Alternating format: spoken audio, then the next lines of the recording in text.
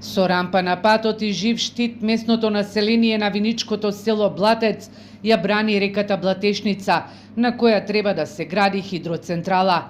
Концесијата за изградба на мини хидроцентрала е дадена уште пред 10 години, а веќе трет ден жителите не дозволуваат по патот да се движи градежна механизација. Жителите на село Блатец се единствени и велат нема да дозволат изградба на хидроцентралата, која, како што велат, ќе им ја стекне водата и за пиење и за наводнување. Нашиот водовод, од кој користиме вода за пиење, се наоѓа на средината на трасата на таа централа.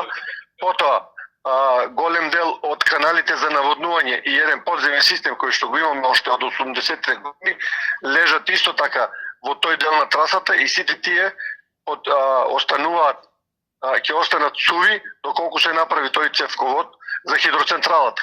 А на крајот и големата еколошка катастрофа која што ќе се случи на самиот терен на тие 3-4 километри колку што ќе биде тој цевковод.